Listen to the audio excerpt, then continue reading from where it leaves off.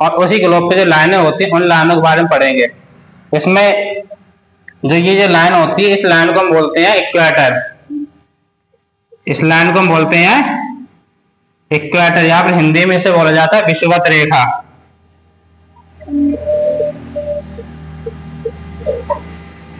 इसे हम बोलते हैं विषुवत रेखा, और ये हमेशा ये रहती है 0 डिग्री पे, क्योंकि ये बिल्कुल पृथ्वी के सेंटर में होती है, ग्लोब के सेंटर में होती है, इसलिए इसका जो डिग्री है वो हमेशा 0 डिग्री होती है।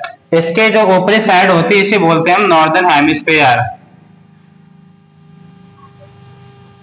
Northern hemisphere. और ये वाला भाग जो होता है इसे बोलते हैं हम सदर्न हेमिस्फीयर।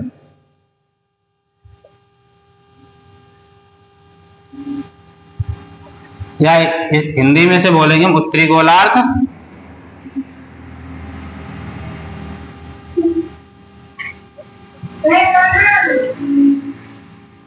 और इसे बोलेंगे दक्षिणी गोलार्ध।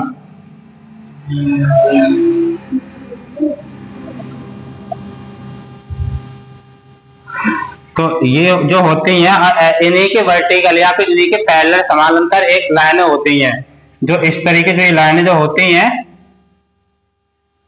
ये हमारे क्या है इक्वेटर के बिल्कुल ही समानांतर होती हैं, इनके पैरेलल होती हैं, और जो इनके बीच का जो एंगल होता है तो यहाँ पर वो हमेशा 1 डिग्री का डिफरेंस होता है। जैसे मान लीजिए यहाँ पे 0 डिग्री है तो ये 1 डिग्री होगा, ये 2 डिग्री होगा, ये 3 डिग्री होगा।